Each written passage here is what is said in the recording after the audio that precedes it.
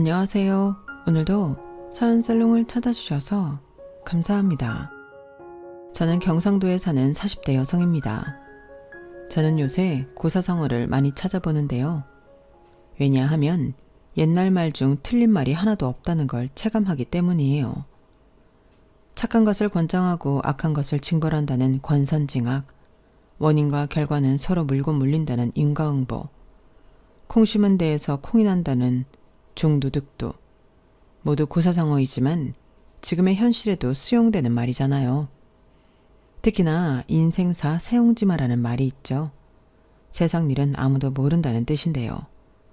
저는 이 말이 제 인생을 설명하는 말 같아요.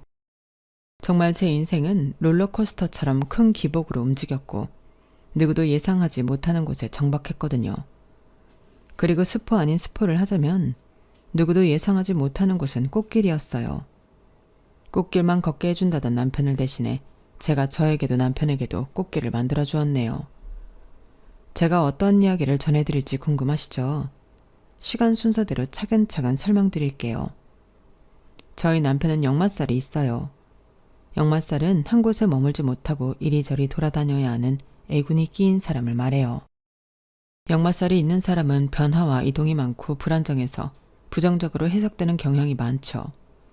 특히나 초등학교, 중학교, 고등학교, 직장의 루트를 거쳐야 하는 사람이라면 역마살은 질병인 것도 같아요. 그래서 남편에게 언제 한번 제가 물어봤어요. 학교를 다니면서 직장을 다니면서 힘들지 않았냐고요. 그러자 남편은 한숨을 푹푹 쉬면서 늘 해소되지 못한 상태로 살았다고 해요. 크게 충족되지 못하면서 살았다고요. 그리고 나중에 성인이 되어서는 여행을 자주 나갔다네요.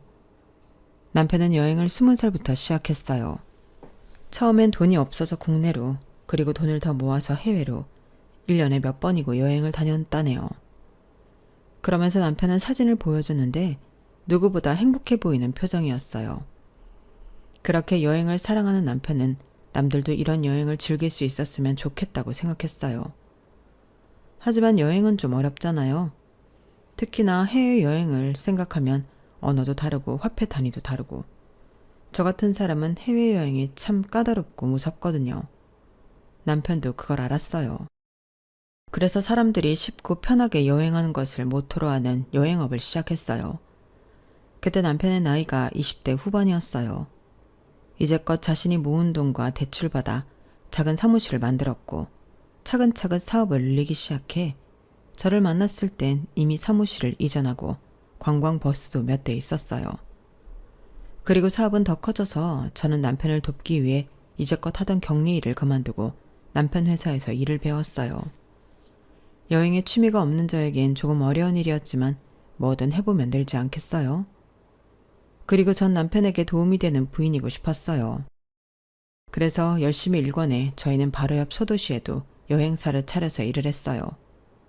거기도 관광버스가 있었고 저희는 아파트에서 넓은 주택으로 이사를 갔어요. 태어난 2명의 아이가 한없이 뛰어놀아도 문제가 없었죠. 애들 교육도 아낌없이 지원해 줬어요.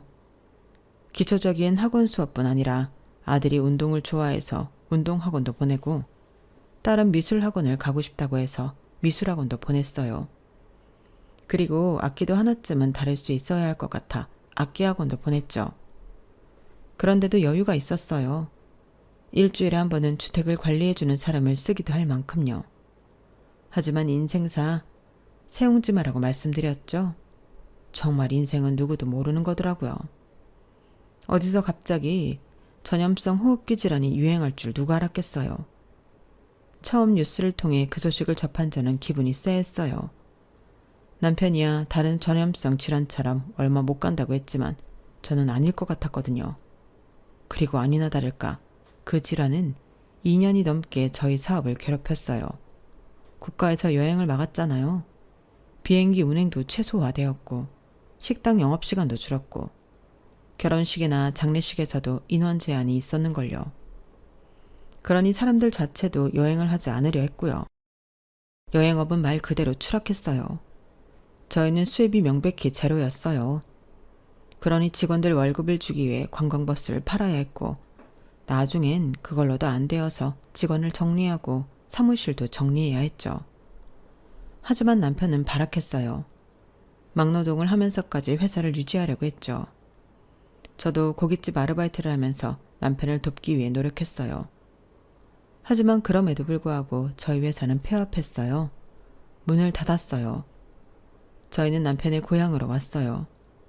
저희 수준이 구할 수 있는 집은 한 빌라에 옥탑방밖에 없더군요. 겨우 방이 2개 있고 낡은 화장실이 하나 있는, 거실과 부엌이 붙어있는 집을 구했어요. 거기서 내 식구가 온몸을 부대끼며 살았어요. 그런데 이런 일이 있었어요. 어느 날 초등학교 5학년이던 딸이 엉엉 울며 집으로 온 거예요. 저는 너무 놀라서 일을 가야 하는데 가지도 못하고 중중거리며 있었어요. 딸은 울음을 멈추지 못하고 제가 안아주려는데도 손을 뻗으며 저에게서 멀어졌어요. 진경이가 나 거지라고 싫대. 이 집 앞에서 기다리면 쥐며 못생긴 고양이가 지나다녀서 무섭대. 이 집 앞에서 나 기다리기 싫대. 쪽팔린대. 진경이 엄마도 나랑 친구하지 말라고 그랬대. 이제 나 어떡해. 진경이밖에 안 남았단 말이야. 이게 다 엄마 때문이야. 저는 그 이야기를 듣고 너무 놀라서 털썩 주저앉았어요. 그리고 제 딸에게 미안하다고 했어요. 저도 울었어요. 그러면서 부둥켜 안으려는데 딸이 저를 밀치고 방으로 들어가더라고요. 저는 살짝 넘어지면서 흐르는 눈물을 계속 닦았어요. 그리고 다음날 저는 진경이 엄마를 찾아갔어요. 그때 당시 제 지갑 사정으론 엄두도 낼 수 없었던 과일 바구니를 사들고 말이에요. 진경이란 친구는 새 아파트에 살고 있었어요. 그에 반해 추레한 저의 모습이 부끄러웠지만 돌아갈 순 없었어요. 초인종을 눌렀어요. 그러자 진경이 엄마가 놀란 얼굴로 저를 쳐다봤죠. 사실 진경이 엄마를 처음 본 건 아니었어요. 진경이란 친구가 제 딸과 그때까지 3년째 같은 반이라 학부모 모임 때 보곤 했죠. 사실 그랬던 사이라서 더 가고 싶지 않았어요. 솔직히 저도 쪽팔렸으니까요. 하지만 제 딸을 위해서 저도 엄마니까 용기를 내었어요. 제가 과일 바구니를 건넸어요. 그러자 진경이 엄마가 바닥에 그걸 내려놓더니 용건이 뭐냐고 했어요. 진경이한테 저희 딸이랑 놀지 말라고 하셨나요? 그래도 애들인데 어른 사정이 뭐가 중요하겠어요. 진경이가 엄마 말 잘 듣는 아이인 거 알아요. 그러니까 진경이한테 한번 말 좀 잘 전해주세요. 그리고 이제 제 딸이 데리러 갈게요. 그럼 되죠? 그러니까. 되긴 뭐가 돼요. 제가 그 집 앞 보고 얼마나 놀랬는지 아세요? 쥐에 고양이에 새똥 뭐 그리 많은지. 그런 비위생적인 공간에 저희 딸이 그쪽 따님 기다리는 것도 싫고요. 그런 곳에 사는 그쪽 따님과 친한 것도 싫네요. 이런 것도 필요 없으니 가져가세요. 그렇게 저는 바구니를 도로 들고 새 아파트를 걸어 나왔어요. 그리고 결심했죠. 애들을 기숙사 학교로 보내기로요. 그럼 최소한 저희가 사는 그 집을 애들 친구들이 보지 않을 테고, 그럼 거지라니 쪽팔린다느니 그런 말 듣지 않아도 될 테니까요. 그래서 저는 다음날 남편에게 통보하듯이 말하고 아이들을 기숙학교로 보냈어요. 전학 비용과 학비, 예상치 못한 지출이 발생했지만 저희야 손가락 빨면 되니까요. 저도 엄마라고 그 상황에선 저희 애들밖에 생각나지 않더라고요. 그래도 그때 종종 아이들과 전화를 하곤 했는데 아이들은 만족하는 것 같았어요. 친구들과 잘 지내는 것 같고 적응도 잘했어요. 그러니 참 다행이더라고요. 저희가 몇 끼 며칠 굶는 건 참을 수 있겠더라고요. 사실 애들을 키우면서 저와 떨어뜨릴 생각은 추호도 없었는데 그때 살던 그 집은 정말 초라했어요. 애들 책상도 들 수 없을 만큼 좁았어요. 그리고 여름엔 지옥처럼 덥고 겨울엔 얼음골처럼 추웠어요. 저도 그런 집에서 저희 애들을 키우고 싶지 않았어요. 차라리 잘된 일이라고 생각했어요. 그런데도 마음 한켠은 무너졌지만요. 그리고 옆에 있는 남편은 한 공장의 반장으로 근무하는 큰 도련님의 도움으로 공장에 취직했어요. 처음 해보는 3교대 일이 버거워 보이기는 했지만 문제는 그게 아니었어요. 남편은 매일 술을 마셨어요. 술을 마시지 않으면 잠을 잘 수 없는 것처럼 보였죠. 근무가 끝나면 어김없이 소주 2병을 사들고 와서 밥과 마시고 잠을 잤어요. 저는 마트에서 아르바이트를 했는데 제가 근무를 하고 있을 땐 김치에 소주를 마시면 다행이게요. 그냥 깡소주를 마시고 자는 날도 있었어요. 저는 남편의 건강이 걱정이었어요. 그리고 마음이 다친 것 같아 더 걱정이 되었죠. 제가 그걸 어떻게 알았냐면요. 사실 남편은 술을 마시는 걸 좋아하진 않았어요. 여행업을 할 때도 영업 때문에 술을 마셨지 평소에 자의적으로 술을 마신 적은 없었어요. 그런 사람이 스스로 술을 찾을 정도로 마음이 다쳤다는 것을 저는 믿고 싶지 않았어요. 그리고 또 한 가지, 그렇게 사소한 말부터 진지한 말까지 대화를 나누는 걸 좋아했던 사람이 옥탑방에 온 이후로 일절 저에게 그런 말을 하지 않았어요. 생활하면서 반드시 해야 하는 말만 했죠. 뭐가 없더라, 월세 이야기, 수도세 이야기, 이런 말만 했어요. 그렇게 웃음이 많았던 저희 집은 침묵만이 피어나고 있었죠. 그 침묵 속에서 남편은 많은 생각을 했는지 어느 날 연락이 되지 않았고 귀가 시간이 되었는데도 집에 들어오지 않았어요. 저는 놀란 마음에 이 동네 저 동네를 돌아다니며 남편을 찾으러 다녔죠. 그런데 남편이 정류장에 앉아 있더라고요. 왜 여기에 있냐고 한심한 마음에 화를 내면서 물으니까 남편이 울더라고요. 제일 높은 빌딩에 올라가서 떨어지려고 했는데 어느 빌딩도 날 들여보내주질 않았어. 내 꼴을 봐. 이렇게 추려한데 누가 날 들여보내주겠어. 그래서 버스를 타고 모르는 데까지 가봤어.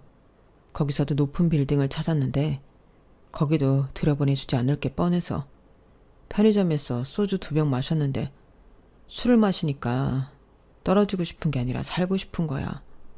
우리 딸, 우리 아들. 당신 얼굴도 생각나고.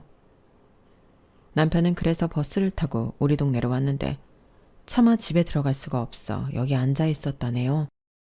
저는 남편이 불쌍하기도 하고 안쓰럽기도 해서 남편을 품에 안고 같이 엉엉 울었어요. 그리고 돌아오니 남편은 제게 말하더군요. 사실 예전부터 들어놓은 사망보험금도 해지하지 않았다고요. 그 말을 듣는데 저는 억장이 무너질 것 같았어요. 그래서 저는 당신 없이 2 아이 키우며 살 자신 없다고, 나도 죽는 꼴 보고 싶지 않으면 그런 생각하지 말라고 소리를 질렀어요. 그러자 남편은 계속 미안하다는 말을 하면서 다시 시작해보자고 말하더군요. 다시 시작해보자고, 애들을 위해서라도 그렇게 하자고. 저는 다행이라고 생각했어요. 그리고 정말 그 뒤로 남편이 이상한 행동을 한 적은 없었어요. 물론 여전히 일이 끝나면 술 한잔을 해야 잘 수 있었지만요. 최소한 이 삶을 끝내야겠다는 생각은 하진 않아 보였어요. 그렇게 열심히 살 일만 남았다고 생각했는데 역시 세상 일은 모르는 거라고, 그리고 불행은 한 번에 찾아온다고 저희 친정엄마가 돌아가셨어요. 저희 친정엄마는 산 아래 작은 주택에 혼자 살고 계셨어요. 친정아빠는 친정엄마가 돌아가시기 3년 전에 돌아가셨거든요. 처음엔 모시고 살까도 생각했지만 남편에게 부담이 될 것 같아 물어보지도 못했어요. 그게 친정엄마가 돌아가셨다는 연락을 듣고 후회되더라고요. 차라리 모시고 살 걸. 이렇게 오래 못 사실 줄 알았으면 모시고 살 걸 엄청 후회했어요. 장례식장에 도착해서도 후회했고요. 서울에 사는 오빠의 얼굴을 보면서도 후회했어요. 왠지 제 책임인 것 같더군요. 그나마 제가 가까이 있으면서 친정엄마를 챙겼어야 했는데 제 일이 급급하다는 이유로 챙기지 못했으니까요. 정말 사업이 잘 되었을 때는 바빠서, 망했을 때는 망해서 친정엄마를 잘 챙기지 못했어요. 오빠는 제가 그런 생각하는 걸 아는지 괜찮다 하면서 저를 안아주었어요. 저는 오빠의 품에서 그때 울기 시작했어요. 그리고 오빠와 약속했죠. 엄마를 잘 보내드리는 일이 우리의 할 일이니 그것만 생각하자고요. 저는 마음을 단단히 먹었어요. 많은 손님들이 오셨어요. 감사하게도 남편과 사업을 하면서 알게 된 사람들도 많이 와주셨죠. 저는 인사도 하고 음식도 나르면서 슬픔보다는 감사한 마음으로 시간을 보냈어요. 그리고 시댁 식구들도 와주었어요. 큰 도련님과 큰 동서, 작은 도련님과 작은 동서, 그리고 나이가 찬 조카도 왔더라고요. 저는 감사하게 인사를 하고 절을 하고 식사를 대접했어요. 사실 미안했어요. 저희가 사업이 망하고 처음 만난 게 제 친정엄마 장례식이어서요. 사실 저희 부부가 사업을 하면서 여유가 없었어요. 경제적으로는 여유가 있었지만 마음의 여유가요. 그래서 가족들도 잘 못 챙기고 연락도 자주 안 했죠. 명절에만 겨우 얼굴을 보았어요. 저희 부부 빼고 나머지 두 형제는 잘 지냈는데 말이에요. SNS를 보거나 명절 때 이야기를 들어보면 근처에 살면서 자주 만나는 것 같더라고요. 저녁도 먹고 커피도 마시면서 말이에요. 동서 둘이서 나이도 같거든요. 호칭은 형님 동서하지만 무척 친하게 지내요. 그래서 명절이 되면 저만 소외되는 기분이 들기도 했었죠. 그래도 그건 제가 친해지려고 여유를 내지 않은 게 문제니까 동서들을 미워하거나 그러진 않았어요. 동서들도 대놓고 저를 배척하지도 않았고요. 그리고 사업이 망하면서는 마음의 여유뿐 아니라 경제적인 여유도 없으니 아무리 같은 동네에 살고 있어도 간단히 저녁을 먹고 커피를 마실 수 없었어요. 저희에겐 그 돈이 무척 컸거든요. 그만큼 경제적인 여유가 없었어요. 그랬기 때문에 그 자리가 불편하기도 했지만 고마운 마음이 더 컸죠. 그래서 음식을 더 가져다 주고 하며 제 마음을 표현했어요. 시댁 식구들은 식사를 하고 오래 머물다 갔어요. 때마침 첫날이라 조문객도 많이 없어서 저도 함께 앉아 있었네요. 그런데 시댁 식구들과 같이 오실 줄 알았던 시아버지는 오시지 않았더라고요. 시댁 식구들도 시아버지에 대한 이야기는 하지 않았고요. 그래서 제가 은근히 물어보니 바쁘셔서 이야기를 안 했다고 하더군요. 하지만 거짓말이었어요. 제가 듣기로는 남편이 시댁 식구 모두에게 메시지를 보냈다고 했거든요. 심지어 치매에 걸리신 시어머니에게도 메시지를 보냈다고요. 실수로 말이에요. 그만큼 정신없이 보냈다는 거죠. 물론 어차피 오시지 않았으니 시댁 식구들 말처럼 아예 모르고 있다고 생각하는 게 마음이 편하긴 하죠. 하지만 서운하지 않았다면 거짓말이에요. 그래도 사돈어른이 돌아가셨는데 발걸음은 몰라도 봉투나 제게 따로 연락은 해주시는 게 맞지 않나 싶었어요. 제가 그때 그런 서운한 마음을 잘 숨기지 못했나 봐요. 작은 도련님이 젓가락을 탁 놓더라고요. 에이, 형수님. 아버지가 저희보다 바쁘신 거 모르는 사람 있어요, 여기서? 그리고 지금 한창 수학철인데 아버지가 자리 비우시면 말도 잘 못하는 베트남 애들이 마음대로 과수원 엉망으로 할 텐데 알잖아요. 예전 이야기해서 미안하지만 옛날에 회사 운영할 때도 두 분 자리 비우면 밑에 애들이 마음대로 하려고 하잖아요. 그래서 통 오지도 않았으면서 뭘. 도련님이 그렇게 말하니 저도 할 말이 없었어요. 사실이거든요. 시아버지는 오래전부터 큰 과수원을 운영하시는데 딸린 직원들도 많고 노동자도 많아요. 그래야 유지가 될 정도로 넓은 과수원이거든요. 게다가 그 땅이 또 시아버지 땅이어서 벌이가 상당해요. 도련님 말대로 여기 형제들 중에서 가장 바쁘시고 가장 부자세요. 1년 365일 중 최대한 농번기 없이 많은 작물들을 가꾸어 일하시니까요. 언제나 느끼지만 남편은 시아버지 일에게 일에 대한 열정면에서 비치지도 못해요. 저는 간혹 시아버지가 몇 세 때까지 일을 하실까 생각하기도 해요. 아마 아프셔도 일을 하실 거예요. 워커홀릭은 시아버지를 위한 말일 테죠. 그러니 저는 도련님의 말도 시아버지의 행동도 이해가 되었어요. 나중에라도 연락을 주시겠지 생각하면서 시아버지에 대한 서운함을 멀리 보냈네요. 그리고 그 사이 식사를 다 했는지 식구들이 자리에서 일어났어요. 그런데 귤이나 토마토만 먹었을 뿐 음식엔 손을 전혀 안 댔더라고요. 국이나 밥도 처음 그대로였어요. 제가 그걸 빤히 보고 있자 작은 도련님이 입에 맞지 않는다고 말하더군요. 여기 장례식장은 처음인데 입에 영 안 맞네요. 보기에 좋은 떡이 먹기에도 좋은 법인데 국색도 이상하고. 형수님, 한번 먹어보고 고른 거예요? 다들 식사하러 오시는데 이건 영 아니다. 부조금 많이 냈는데 밥값은 뺄 걸 그랬네요. 작은 도련님의 그 말에 큰 도련님도 두 동서도 동의하는 듯 고개를 끄덕였어요. 특히 큰 동서가 크게 고개를 끄덕였죠. 형님, 반찬 담을 때 그릇에 덜 묻게 담으라고 해요. 이리저리 묻어서. 보기 안 좋잖아요? 수육도 너무 냄새나고. 난 아까 구역질 할 뻔했잖아. 세 사람이 고개를 끄덕였어요. 저는 당황해서 아무 말도 못했어요. 다른 분들은 식사 잘하고 간다고 말했는데, 그리고 저희 부부도 내내 식사 잘했고요. 시댁 식구들에게만 다른 접시가 준비된 걸까요? 그럴 리가 없잖아요. 그리고 그 네 사람은 제가 무슨 말을 하기도 전에 신발을 신으러 갔어요. 저희 부부도 버선발로 뛰어가 신발을 신었죠. 주차장까지 배웅할 생각이었어요. 그런데 앞에서 네 사람이 장례식 품평을 하더라고요. 음식도 별론데 여긴 주차장도 너무 협소하더라, 그치? 골목골목에 주차해야 하는데 알다시피 내 차가 크잖아. 내가 베스트 드라이버가 아니었으면 진즉차 긁혔다고. 그리고 네 차는 세단이니까 좀 낫겠다. 아, 그러고 보니 형 차 팔았나? 아, 전에 팔았다고 했지? 그 차가 외제차였으니까 꽤 돈이 나왔겠어.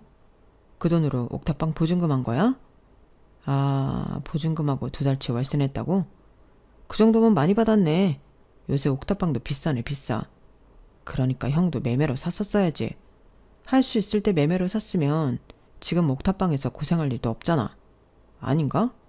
그것도 팔았어야 했나? 난 뭐 얼마나 망했는지 모르니까. 이래서 공무원이 좋다니까. 망할 일 없어. 돈 꼬박꼬박 나와. 뭐 크게 한 방은 없지만 이제 형 나한테 별말 못하겠네. 그치?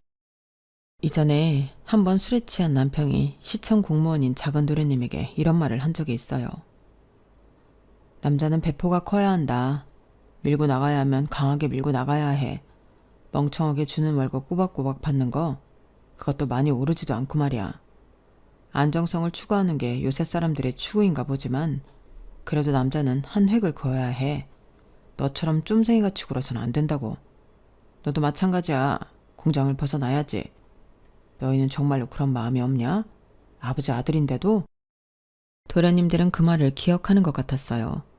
저도 사실 그때 남편이 너무 오버했다고 생각하긴 했어요. 그래서 저도 그 당시 남편을 말렸고요. 그만 마시고 들어가서 자라고 했죠. 하지만 이미 들은 거 어떻게 하겠어요? 남편의 그 말이 도련님들에게 앙금으로 남은 거죠. 저는 남편을 쳐다봤어요. 남편은 담배를 입에 물고 바닥을 보고 있더라고요. 후후 연기를 내뱉는 게 힘이 없어 보였어요. 그리고 탁탁 소리가 났어요. 눈앞을 보니 도련님들도 입에 담배를 물더라고요. 처음 있는 일이었어요. 사실 이 집에서 저희 남편은 장남 장손으로 위험 있는 위치였어요. 아버지 다음 서열이자 아버지를 대신하는 사람이었죠. 어렸을 땐 더 무서웠어요. 야 한마디만 하면 두 동생까지 다 깨갱했죠. 맞기도 많이 맞았고 혼나기도 많이 혼났다고 들었어요. 그래서 남자는 사업을 해야 한다는 말도 그 말도 안 되는 소리를 들어도 고개를 끄덕일 수밖에 없었던 거죠. 대체로 그런 분위기였어요. 아버지의 말씀이 진리인 것처럼 장남 장손이 말하면 그게 정답인 거죠. 그래서 집안의 대소사도 남편이 다 정리했고요. 거기에 반발은 없었어요. 그런데 눈앞에서 담배를 태우다뇨. 있을 수 없는 일이었어요. 그런데 두 동생 모두 후후하며 담배를 잘 피우더라고요.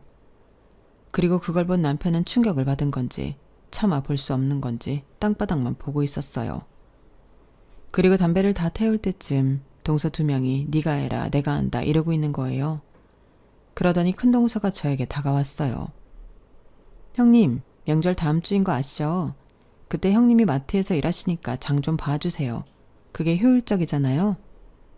하지만 사실 그 당시 저는 명절에 일을 뺄 수 있을지도 잘 알 수 없었어요. 하루 일한 게 얼마나 큰데 빼고 명절에 시댁에 가는 건 저희 부부에게 사치나 다름없었어요. 그리고 이미 남편은 명절 내내 일을 한다고 회사에 말해두었고요. 제가 눈앞에서 망설이자 작은 동서도 제게 다가왔어요. 형님은 바쁘면 바쁘다고 안 오시고 한가하면 한가하다고 안 오시네요. 고작 마트에서 몇 시간 일하는 거면서 누가 일 빼고 오라고 해요? 일하세요. 끝나고 오면 되지. 왜 이렇게 사람이 융통성이 없어요? 이래서 사업은 어떻게 했나 몰라. 저희 뭐뭐 준비하는지는 아세요? 맏며느리니까 아셔야 하잖아요. 맨날 사업한다 뭐한다 해서 한 적이 없어서 모르시나? 그렇다면 커피 한 잔 사요. 그럼 우리가 자세히 알려줄 테니까요. 그래서 결국 저는 장례식이 끝나고 동서들과 카페에서 만났어요. 카페에서 동서는 아이스 아메리카노도 아니고 프라푸치노처럼 제일 비싼 음료를 시키더라고요. 거기다 빵에 쿠키에 다 먹지도 못할 것들을 시켜댔어요. 저는 떨리는 손으로 결제를 했어요. 그리고 동서 2명은 저를 앞에 두고 수다를 떨었어요. 요새 유치원이 어떻다더라. 학원은 어느 동네가 좋다더라. 여느 학부모가 할 법한 대화들이었죠. 그리고 요새 핫한 카페와 키즈 카페를 서로 알려주고 저는 누군지 모를 학부모의 험담을 하기도 했죠. 그러다 두 동서 동시에 저를 보는 거예요. 그리고 작은 동서가 순진한 얼굴로 물었어요. 그러고 보니 형님네 애들 다 기숙학교에 들어갔죠? 저기 시골 동네 맞죠? 애들 왜 거기로 보내신 거예요? 저는 커피를 마시다가 사례에 들렸어요.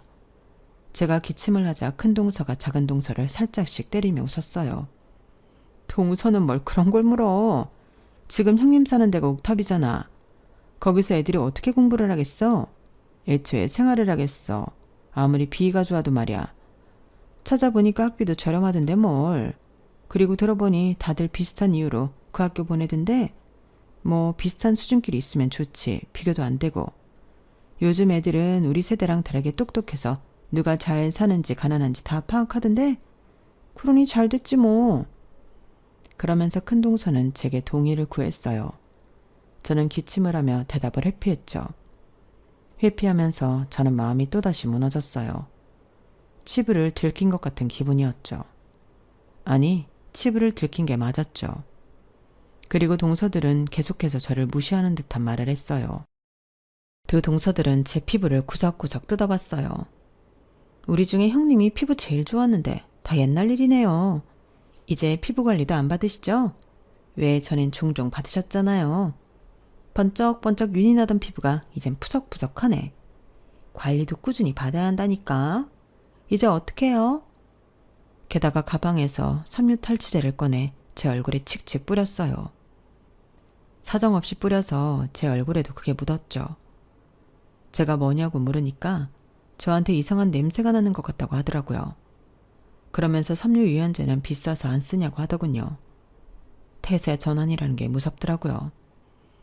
원래 동서들도 제 남편과 도련님들 관계처럼 한마디만 하면 찍소리도 못했어요. 맏아들을 우대해주는 만큼 맏며느리에 대한 권위도 살려주셨죠. 물론 제가 권위 중심적인 사람이 아니어서 그런 분위기를 불편해했지만요. 하지만 홀대받고 무시받으니 맏며느리라고 우대해주던 그때가 낫다는 생각이 절로 들더군요. 달라진 동서들의 말투와 눈빛, 저는 지금도 잊을 수 없어요. 그만큼 당황스럽고 무서웠어요. 그리고 명절날이 되었어요. 저는 동서가 부탁한 대로 장을 봐서 시댁에 도착했어요. 어김없이 시아버지는 농가에 나가 계신 것 같았고 두 동서는 TV를 보고 있고 두 도련님은 벌써부터 술을 마시고 있었어요. 제가 집 안으로 들어가자 두 동서는 소파에 그대로 앉아 저를 보더니 입으로만 수고했다고 말하고 일어나질 않더군요. 형님 수고하셨어요. 부엌에 차근차근 정리하시고 이제 슬슬 시작해요. 아버님은 새참 가져다 드려야 해요. 제가 무심코 남편을 쳐다보니 남편은 저를 쳐다보지도 못하고 담배를 피우러 나갔어요. 그리고 한참 동안 들어오지 않더군요. 그 사이 저는 재료 손질을 하고 명절 음식을 준비했어요. 제가 틈틈이 부엌에서 나와 동서들을 쳐다봤는데 동서들은 웃기만 하더군요. TV를 보면서 말이에요. 저는 결국 명절 음식을 혼자 다 했어요. 시아버지 새참국수도 제가 만들었고요. 마트에서 일을 해서 손목이 아픈데 요리를 할 때마다 부르르 떨리더라고요. 하지만 어떻게 해요? 아무도 안 할 순 없으니 해야죠. 저는 도련님들 술상을 차려드리고 부엌으로 돌아와 시아버지 새참을 챙겨두었어요. 그때 두 동서가 오더니 새참은 자기들이 가져다 주겠다는 거예요.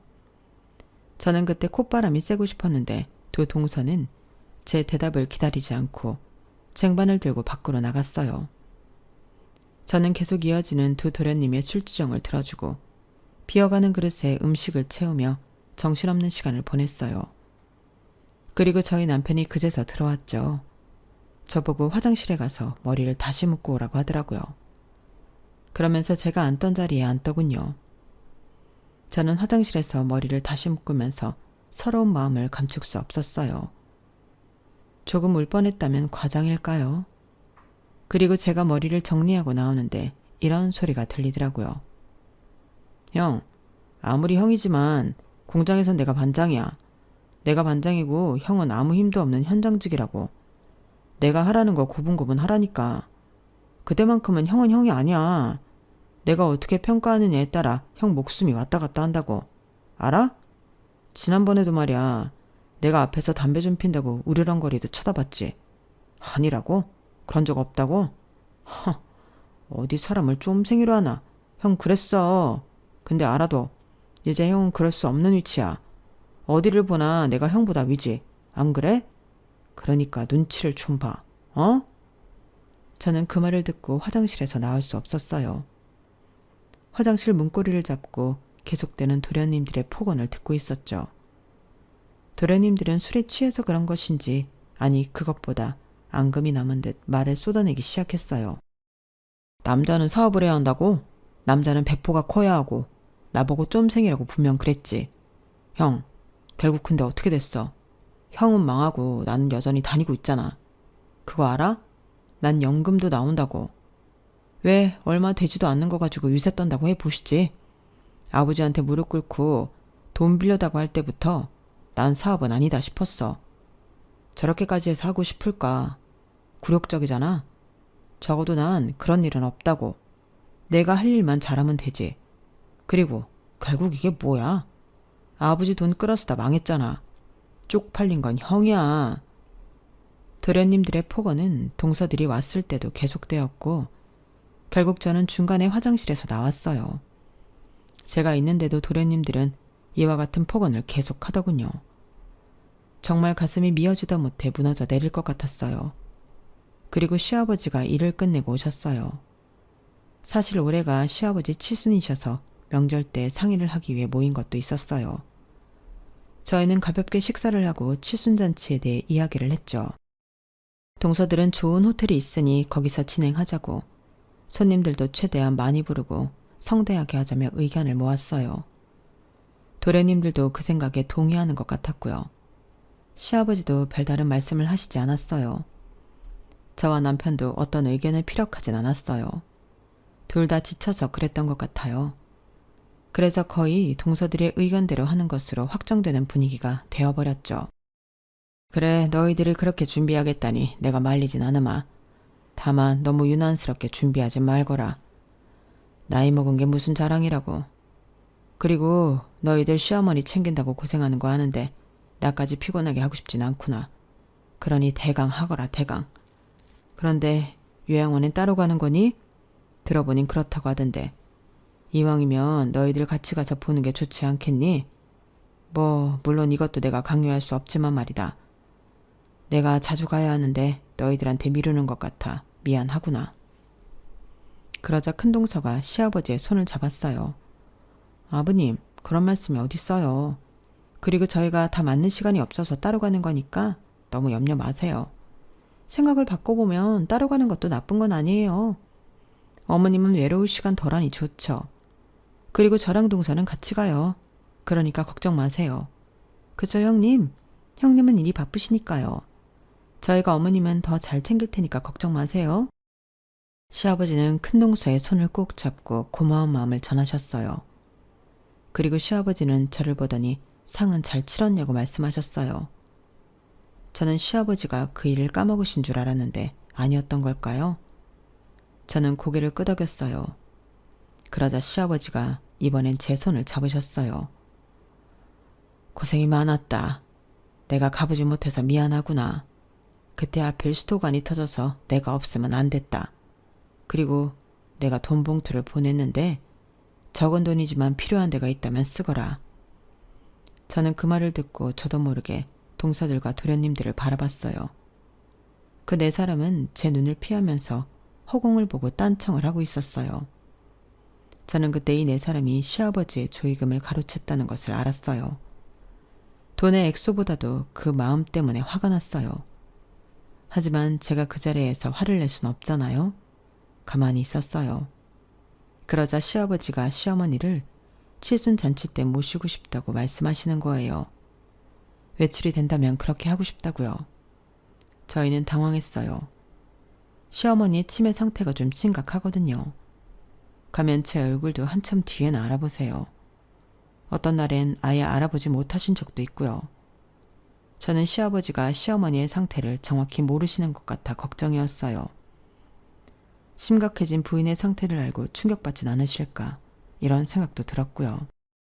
그런데 두 동서가 그렇게 하자고 하는 거예요.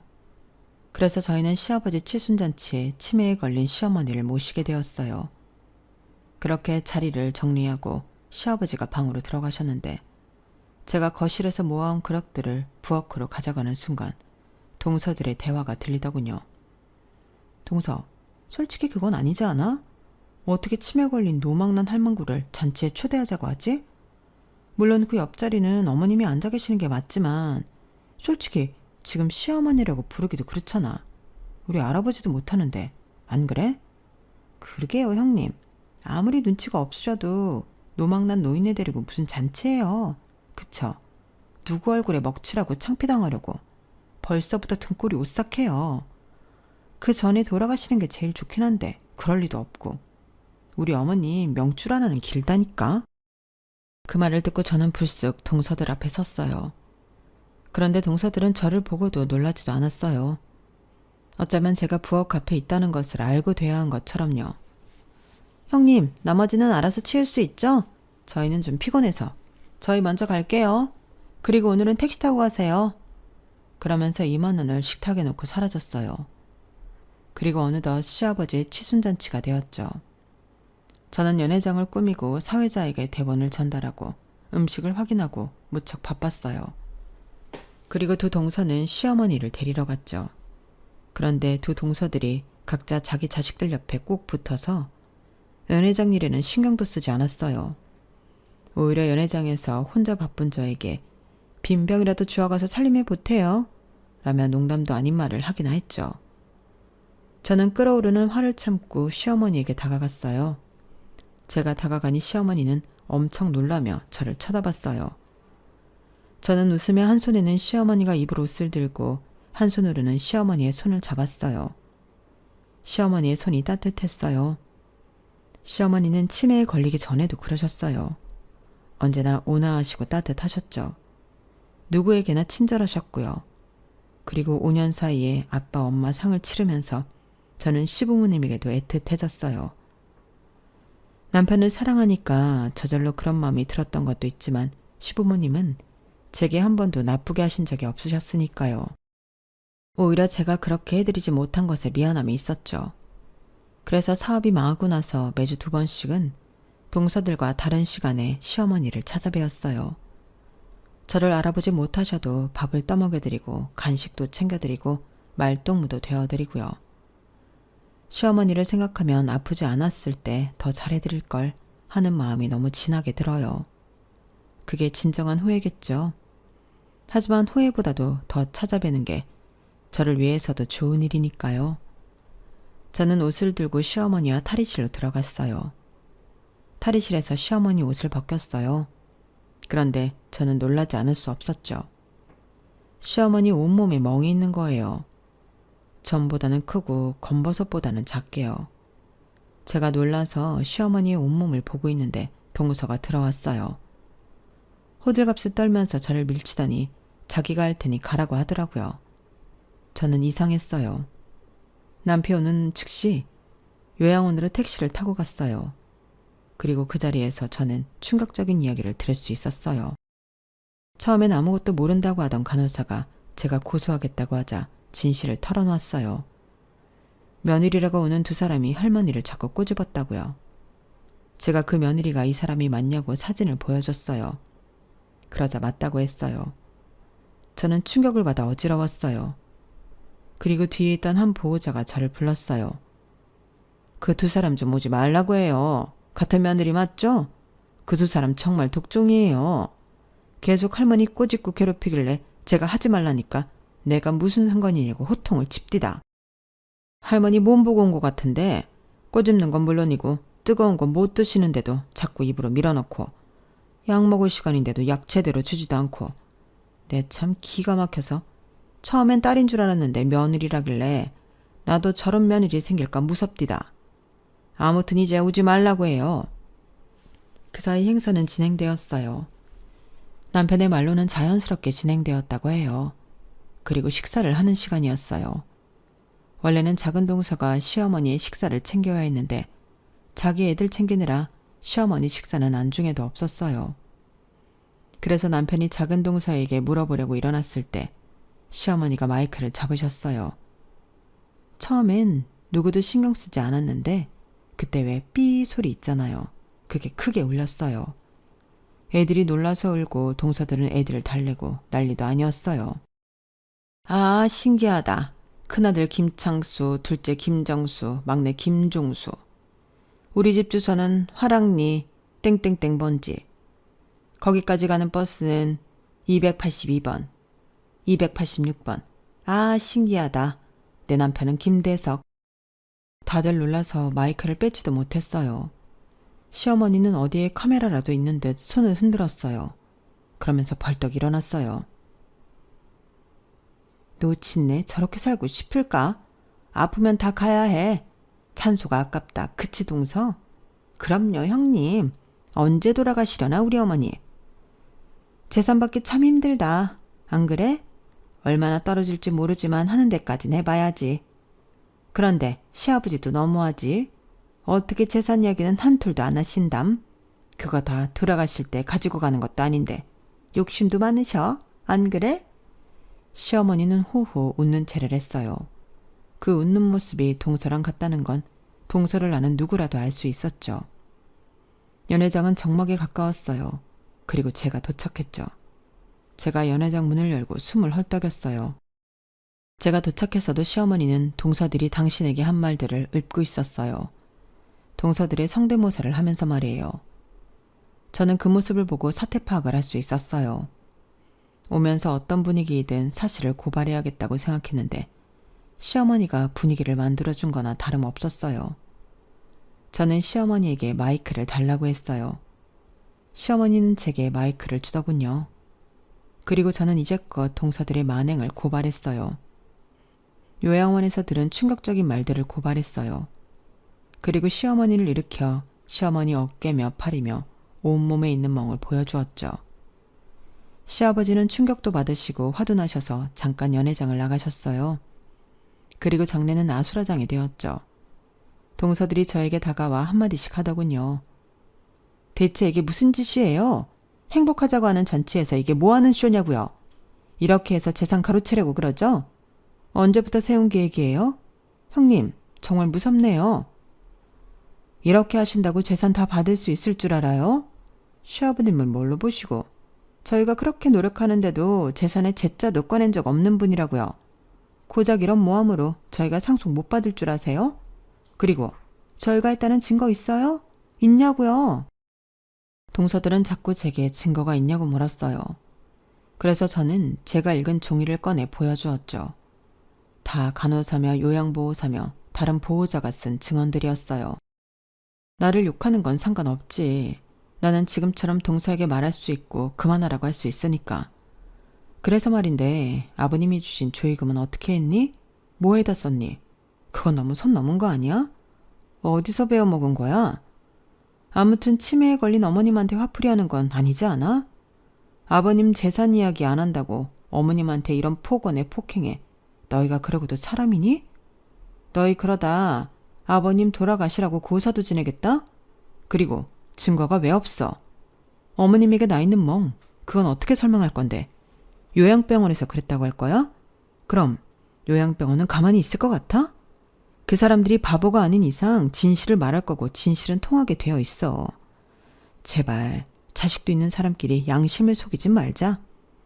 그리고 시아버지가 연회장으로 들어오셨어요. 로드에 있는 저희를 지나쳐 당신의 자리까지 가시다니 한숨을 푹푹 쉬시더라고요. 그리고 시어머니 옆에 있는 마이크를 드셨어요.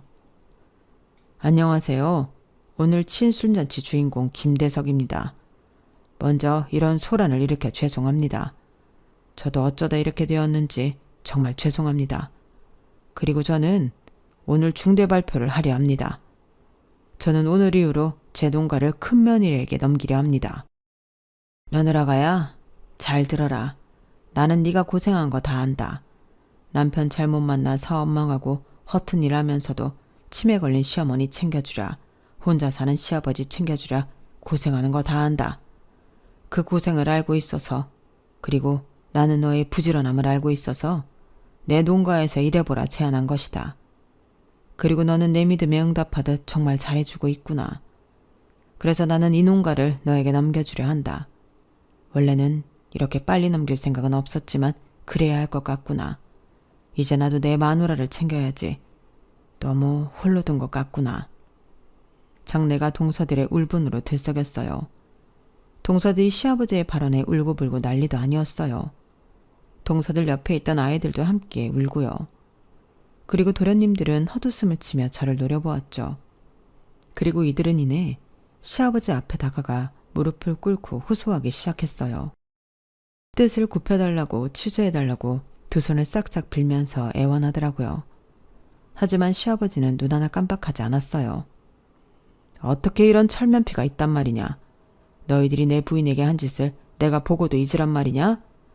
나는 오는 일을 분명히 기억할 거다. 썩 돌아가거라. 그렇게 시아버지의 칠순잔치를 아수라장으로 끝냈어요. 저는 이후에 시아버지를 찾아갔어요. 사실 농가를 물려받는 일이 부담스러웠거든요. 제가 시아버지를 만나 이런 이야기를 하자 시아버지는 저를 안심시켰어요. 내가 지금 당장 물러난다는 게 아니다. 적어도 너에게 물려준다는 말을 하고 싶었을 뿐이야. 천천히 알려주마. 천천히 깨우치고 발전시키거라. 나는 너의 감각을 믿는다. 그 여행 사업도 내가 들어온 뒤로 호황을 맞이했다지. 우리 농가도 그렇게 되도록 노력해주렴. 그렇게 저는 농가 일을 본격적으로 배우기 시작했고 저희 부탁으로 남편도 농가에서 일을 하기 시작했어요. 동서들은 시아버지를 찾아와 몇 번이고 사과했지만 시아버지는 받아들이지 않으셨어요. 그리고 동서들은 시어머니도 찾아갔는데요. 요양병원에서 동서들을 알아차리고 내쫓았다고 하더군요. 그리고 그 사건 이후로 시아버지는 시어머니를 집으로 모셨어요. 그래서 저희 부부는 매일 시아버지 댁에 찾아가 시어머니를 시아버지와 함께 돌보았어요. 그리고 알고 보니 도련님들 아파트 전세 대금이 시아버지의 돈이었어요. 또 종종 돈을 빌렸던 모양이에요. 그래서 시아버지가 당장 그 돈을 갚을 것을 요구하자 집을 내놨고 차를 팔아 다른 작은 집으로 이사를 했다고 들었네요. 정말 인생사 세용지마라는 말이 제 삶에 퍽 어울리는 옛말이지 않나요? 언제나 호황일 것 같았던 사업이 전염병으로 망해서 옥탑방에 살며 허드렛 일만 하다가 제 진심이 통해 시아버지 사업을 물려받게 되었으니까요. 하지만 여기서 중요한 건 늘 진심은 통한다는 거예요. 그러니까 우리가 행하는 진심이 깨끗하고 옳다면 하늘에서 응답할 거예요. 하늘은 스스로 돕는 자를 돕는다는 말도 있잖아요. 정말 옛말엔 틀린 말이 하나도 없어요. 여기까지가 제 사연입니다. 여러분들도 늘 깨끗하고 옳은 진심으로 하루하루를 대하시길 바라요. 그럼 꼭 하늘에서 응답할 거니까요. 그럼 오늘도 좋은 하루 보내세요. 여러분, 사연 댓글에 응원과 현명한 조언 부탁드려요. 좋아요와 구독은 저에게 큰 힘이 됩니다. 오늘도 좋은 일 가득하세요.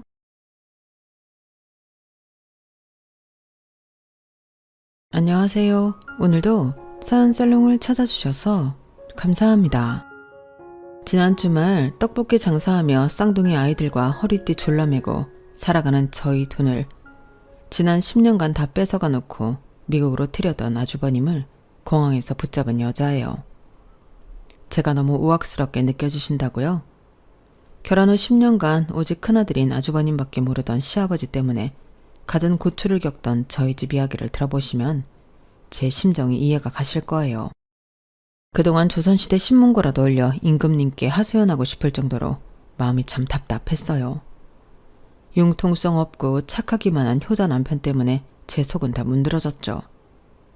시댁 내 악역은 다 제 차지였으니까요.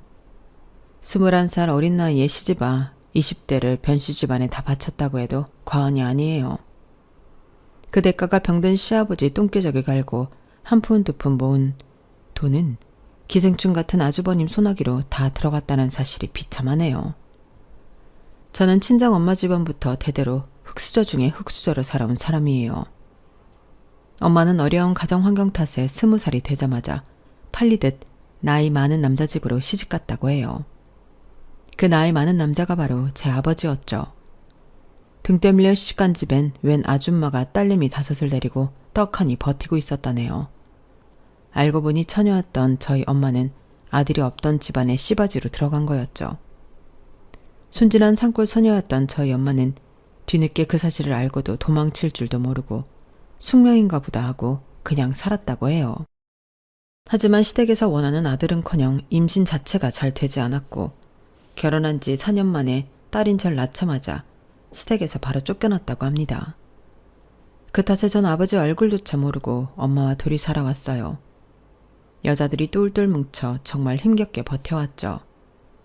하나뿐인 자식인 절 먹여 살리기 위해 엄마는 포장마차 노점에서 떡볶이 장사를 시작했어요.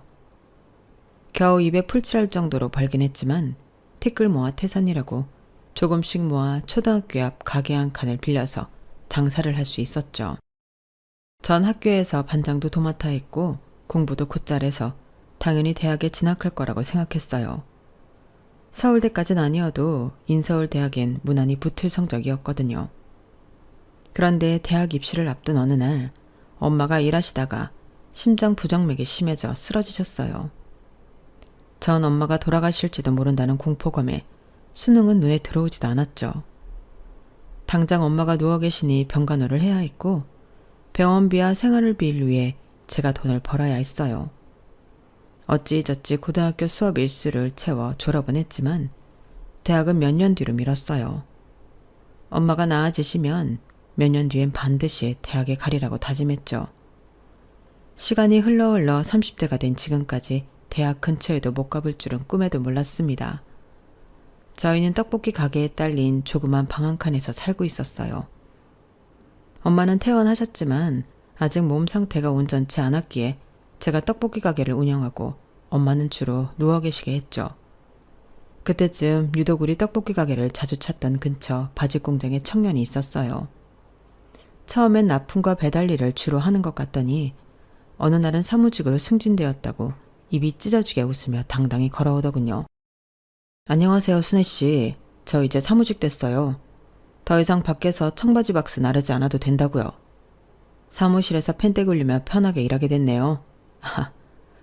축하해요. 소혁씨 똑똑하신가 봐요. 능력 있으니 이렇게 빨리 승진된 거겠죠. 오늘은 승진 축하 선물로 순대랑 튀김 서비스로 드릴게요. 아니요, 제 돈 주고 사 먹어야죠. 조금이라도 순애씨한테 보탬이 되는 사람이 되고 싶네요. 혹시 저한테 축하 선물 주고 싶으시다면 데이트 기회 한번 주시는 건 어떨까요? 제가 풀코스로 다 쏠 테니. 데이트요? 엄마가 심장이 약하셔서 방에 누워 계셔서 가게 일도 제가 도맡아 해야 하고 당최 시간이 없을 것 같아서요. 그때 뒷방에서 조용히 듣고 계시던 엄마가 큰 소리로 말씀하셨어요. 변서방, 우리 순애랑 데이트 허락할게. 둘이 재미난 시간 보내고 와요. 내가 옛날부터 사윗감으로 점찍어 놨다니까. 얼마나 듬직하고 성실한지 몰라. 순애야, 얼른 갔다 와. 엄마 이제 몸 괜찮아. 엄마, 변서방? 사윗감? 소혁씨랑 통성명한 지 한두 달밖에 안 됐는데 무슨 사위야. 우리 엄마가 저렇게 오바를 한다니까요. 네, 장모님. 분부 받들어 따님 안전하게 잘 모시고 다녀오겠습니다. 고맙습니다. 저희 엄마와 변서혁 이 남자는 마치 짠 듯이 서로 멘트를 주고받고 하더군요. 저도 마음속으론 싫지 않았는지 엄마가 괜찮게 본 남자라면 나도 믿을 수 있겠지 하는 생각에 생애 첫 데이트를 즐길 수 있었죠. 그 다음부터 결혼 이야기가 나오기까지 채 100일이 걸리지 않았던 것 같네요. 하긴 남친은 이미 저희 엄마한테 장모님이라고 불렀고 엄마도 변서방이라고 칭했으니까요. 변소혁. 성씨도 참 독특한 이 남자는 엄마가 일찍 돌아가시고 아버지의 형과 함께 살고 있다고 했어요. 옛날 사람들이 맏아들을 좋아하듯 남친 아버지도 큰아들인 형을 편애한다곤 했지만 그때 뭐 그러려니 했죠. 아버지는 지난 40년간 막노동을 하셨다고 하더군요. 저희 집도 형편이 안 좋은 건 마찬가지였으니 그 부분에 있어선 크게 거슬리지 않았어요. 차라리 비슷한 환경의 사람끼리 만났으니 아끼며 잘 살 수 있겠다고 생각했죠. 남친의 형은 7년째 사법고시 준비 중이라고 했어요. 시골에서 초등학교 다닐 때 전교 4등까지 해봤다나 뭐래나. 공부에 싹이 보인다고 아버지가 엄청 예뻐하시면서 지금까지 밀어줬다고 하네요. 근데 나중에 알고 봤더니 그 시골 초등학교는 한 학년당 전교생이 10명인 곳이었어요. 전체 10명 중 4등을 했던 형 식구들은 천재라고 생각했던 거죠. 상견례 장소로 중국 요리가 코스로 나오는 식당을 예약하고는 엄마와 전 동대문 시장에 가서 처음으로 정장 한 벌씩을 샀어요. 그런데 상견례 전날 저녁 남친에게 전화가 오더군요. 아유, 미안해 순애야. 우리 형이 사법고시 준비 중인데 스트레스를 많이 받았던지 오늘 온팡 체해서 지금 약 먹고 손 따고 난리네. 아무래도 내일 상견례는 다른 날로 미뤄야 할 것 같아. 정말 미안해. 어머님께도 죄송하다고 전해드려. 어? 형이 체했다고 상견례를 미뤄? 거기 예약하기도 힘든 중국집인데 자기 집안에서 형이 얼마나 큰 존재이기에 체했다고 우리 중요한 일정까지 변경해야 해? 이건 결혼이 달린 문제라고. 자기한텐 정말 미안해. 우리 아버지는 형을 최고로 생각하셔. 마치 자기 분신처럼 여기는 존재이니 상견례 같은 중요한 가족 행사에 꼭 형을 데리고 나가야 한다고 생각하시나 봐. 뭔가 쎄한 기분이 들긴 했지만 저희 엄마한테 양해를 구하고 상견례 날짜를 뒤로 미뤘습니다. 변경된 상견례 날짜가 다가오는데 남친은 아버지의 분부라며 이번엔 형의 사법시험 이후로 미루자고 하더군요. 저희 엄마도 그쪽 집안의 중요한 스케줄이니 따르자고 하여 아예 3개월 후로 미뤘죠. 사법시험이 끝난 후 이번엔 형이 답안지를 밀렸었다며 기분 풀릴 때까지 한두 달 더 미루자는 거 있죠. 전 머리 끝까지 화가 났어요. 자기 지금 장난해? 결혼이 애들 장난도 아니고 우리 엄마도 계신데 우리 쪽 집안은 아예 무시하는 거야? 뭐야? 자기 형이 그렇게 대단한 존재야? 이제 사법고시 8년차 접어든다며. 그럼 깨끗이 포기하고 취업이나 하시라 그래. 미안해 순애야. 지금 우리 집 분위기가 살얼음판이라 상견례에 상자도 얘기를 못 꺼내겠네. 지금까지 들어간 돈이 아까워서라도 형 변호사 될 때까지는 우리 집안에서 합심해서 밀어줄 것 같아. 그건 큰아들만 사랑하시는 아버님이 알아서 하시겠지. 그래서 지금 자기 나랑 결혼하겠다는 거야. 아니야? 확실히 해. 이번에 또 미루면 나랑 결혼은 없던 걸로 할 테니. 아니야. 당연히 난 우리 이쁜 순애랑 하루빨리 결혼하고 싶지. 알았어. 분위기는 안 좋지만 다시 얘기해볼게. 저번에 정한 시간대로 밀어붙이지 뭐. 자기 아버지랑 형한테 꼼짝 못하는 모습에 실망했지만 저한테는 공주 대접해주며 끔찍히 잘해줬기에 믿고 결혼을 진행했습니다. 상견례 당일이 되었고 식당에 갔더니 그쪽 식구들이 우리보다 먼저 와 있더군요. 아니, 아줌마랑 아가씨는 예의를 밥 말아 드셨어? 하늘 같은 남편네 식구들을 기다리게 하는 경우가 어딨나? 첸정 맞을. 초장부터 기분 나빠서리. 아버님 안녕하세요. 저희 7시 예약이라 안 늦고 정각에 도착했는데 무슨 문제 있으신가요?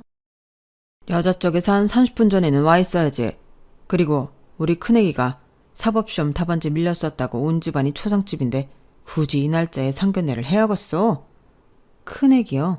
지금 소혁씨 형님을 큰애기라 칭하시는 건가요? 나이가 30인 사람을요? 그리고 여자 쪽에서 꼭 먼저 와야 한다는 법이라도 있나요? 저희가 늦지도 않았잖아요.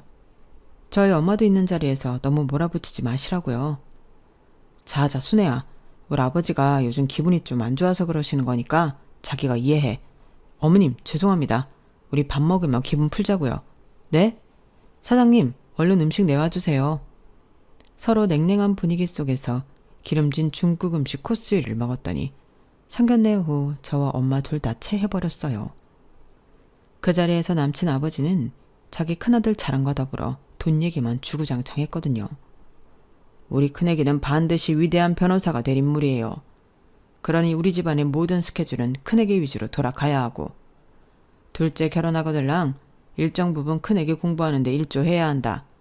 사부인도 그 점을 미리 잘 알아두시길 바랍니다. 아니, 사돈어른, 둘째 아들 내외가 결혼해서 자기들 생활하는 것도 빠듯한데 아주버님 공부 뒷바라지를 하라고요? 그런 경우가 어디 있습니까? 그놈의 사법시험 언제 붙을지도 모르는데요. 아니 사부인, 무슨 말을 그따구로 하십니까? 우리 큰애기가 얼마나 똑똑한데 될 놈을 밀어줘야지. 둘째는 고작 청바지 만드는 중소기업 다니는데 미래에 얼마나 더 비전이 있답니까? 남친은 큰 등치에 땀만 삐질삐질 흘리며 자기 아버지 말씀에 한마디도 못하고 눈치만 보고 있더군요. 참 답답했어요. 남친 형은 똥 씹은 표정을 하고 음식만 꾸역꾸역 먹더니 한마디 하더군요. 아니 사돈분들이 참 각박하시네. 이래서 무식한 사람들하고는 상종을 하면 안 된다니까. 난 우리나라 법조계에서 아주 큰일을 할 사람인데 투자 몰라요 투자? 나 같은 사람한테 투자해야지. 나중에 든든한 뒷배가 되드리지. 안 그래요? 순애야, 이 결혼하게 되면 네 돈 다 뜯기게 생겼다. 당장 집에 가자. 대체 누가 무식한지 모르겠네. 30살 먹은 사람을 큰애기라고 하는 것도 처음 봤고 당최 이상한 집안인 것 같다. 얼른 따라 나와. 엄마와 전 너무 화가 나서 상견례 도중 나가버렸어요. 집에 와서 엄마와 진지하게 상의를 해봤죠. 이 결혼을 진짜 파토낼지 계속 진행할지에 대해서요. 엄마 미안해요. 저쪽 집안 분위기가 저 정도일 줄 몰랐네. 완전 예의를 밥 말아먹은 집안이야. 모든 게 다 큰형 위주로 돌아가나 봐. 소혁 씨는 너무 착한데 어떡하면 좋지 엄마? 넌 나의 전철을 밟지 않았으면 좋겠어. 난 혼인신고도 못 해보고 시댁에서 이용만 당하고 쫓겨났잖니? 난 우리 순애처럼 예쁜 딸을 얻었으니 그걸로 만족하고 살지만 우리 딸은 행복하게 살아야지. 안 그래? 내가 너무 어린 나이고 처음 사귄 남자친구라 그런지 나한테 끔찍하게 잘해주는 이 남자랑 결혼하고 싶은 마음이 크긴 한데 아무래도 안 되겠지? 그때 갑자기 떡볶이집 문을 쾅쾅 두드리는 소리가 들렸어요. 장모님, 순애야, 저 변서방이에요. 문 한 번만 열어주세요. 제가 무릎 꿇고 빌 테니 우리 아버지 한 번만 용서해 주시고 제발 들여보내주세요. 웬 소란인가 싶어 얼른 문을 열어주었죠. 곰 같은 남친이 무릎을 꿇고 엉엉 울며 싹싹 빌고 있더라고요. 여기서 뭐 하는 거야 대체? 얼른 집 안으로 들어와. 남들이 보면 큰일이라도 난 줄 알겠네. 고마워 순애야. 자기랑 장모님이 마음 상해서 상견례 하다 말고 집으로 쌩하니 가버렸는데 그게 큰일이 아니고 뭐야. 내 얼굴 다신 안 볼 줄 알고 겁이 나서 울며불며 쫓아왔다고. 장모님께 내가 잘 말씀드릴게. 남친은 울 엄마에게 너무 죄송했던지 얼굴을 쳐다도 못 보고 땅바닥에 코 박고 넙죽 엎드려서 엉엉 울며 싹싹 빌더군요. 장모님, 제발 순애랑 결혼하게 해주세요. 저 순애 없으면 못 살아요. 순애가 제 첫사랑이자 마지막 사랑이라고요. 아까 저희 식구들이 너무 잘못한 건 제가 이렇게 엎드려 사죄할게요. 한 번만 봐주세요, 장모님. 아우, 변서방 왜 이러나. 똑바로 앉아서 말해. 큰 등치에 힘들게 뭘 무릎까지 꿇고 두 손으로 빌고 있어. 우리 딸이 그 집으로 시집가면 너무 힘들 것 같아서 그래. 변서방 착한 거야 내가 알지. 제가 중간 역할 잘할 테니 걱정 붙들어 매세요. 장모님, 남자로서 그까지 총알바지 제가 할게요. 우리 아버지랑 형도 그렇게까지 나쁜 사람은 아닌데 이번에 사법시험 망쳐서 기분들이 안 좋아서 그런 거예요. 죄송해요. 그 후에도 남친은 맨날 우리 떡볶이 가게에 와서 울고불고 저희 엄마와 저한테 매달린 끝에 결혼 승낙을 받아냈고 우린 결혼하게 되었습니다. 그런데 결혼식 당일에도 참 황당한 일의 연속이었어요. 신랑 측 축의금을 말도 없이 시아버지가 싹 다 챙겨간 거였어요. 아주버님 고시촌 원룸비 대야 한다는 이유였죠. 눈 뜨고 코 베인 느낌이었습니다. 그 후로도 결혼 10년간 시아버지와 아주버님이 우리 돈을 밥 먹듯이 빼가는 일은 계속되었습니다. 지금까지 제가 정신병 안 걸리고 멀쩡히 살아있는 게 참 용하네요. 결혼한 지 3, 4년쯤 되었을 때 임신이 되었어요. 이란성 쌍둥이였죠. 투룸에서 월세로 살고 있었는데 쌍둥이가 태어나서 잘할 생각을 하니 얼른 돈을 많이 모아서 방 3개짜리 24평 아파트로 이사 가야겠다는 목표가 더욱 확실해지더군요. 하지만 그나마 월급을 따박따박 받아오던 남편이 실직하는 일이 벌어졌어요. 청바지 공장이 망해버린 거죠. 사무직으로 옮겨 펜대 굴리며 일한다고 좋아한 지 몇 년 만에 이렇게 됐네요. 순애야, 나 자기랑 떡볶이 가게 같이 운영하면 안 될까? 시액주작 된 김에 이참에 힘을 합치지 뭐. 떡볶이 가게는 내가 주도적으로 하고 엄마도 간간히 도와주시는데 자기가 뭔 필요야. 꼭 사무직으로만 일할 생각 말고 나가서 배달 일을 하든가. 노점에서 붕어빵이라도 팔 생각을 해야지. 여기에 숟가락 하나 얹을 생각 하고 말이야. 아니 그게 말이야. 우리 곧 쌍둥이들도 태어나면 누군가는 아이를 봐야 하니까. 아무래도 자기가 집에서 아기들을 보고 내가 주도적으로 떡볶이 가게를 운영하는 게 낫지 않겠어? 장모님 몸도 편찮으시니까. 아, 말이나 못하면 밉지는 않지. 그나마 200만 원대 벌어오던 자기 월급이 당장 없어졌으니 우리 수입이 반토막으로 줄었네. 진짜 큰일이야. 집 월세는 어떻게 충당하며 애기 용품은 어떻게 마련하나?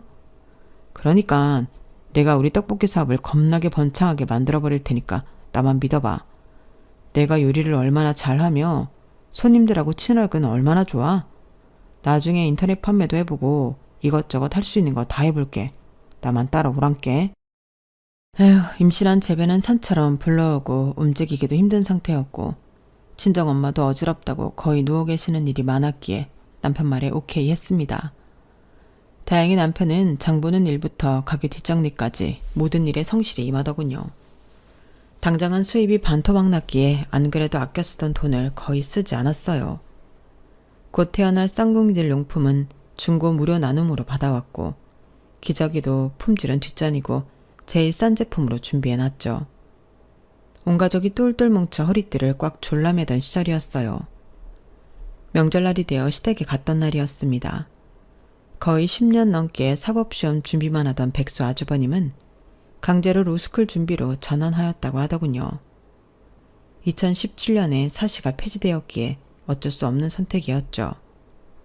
시아버지는 그날도 돈 얘기를 슬그머니 꺼내더군요. 우리만 보면 그저 돈밖에 생각이 안 나나 봐요. 우리 큰애기가 인자 로스쿨 준비를 한다니 우리가 힘을 보태야 하지 않겠냐? 고시촌 원룸 비용이랑 새로 책 사야 한다니까 책 비용. 고시촌 식당 비용이랑 해서 한 달에 한 100씩만 협조해라. 그게 무슨 말씀이세요, 아버님? 힘을 보태냐뇨.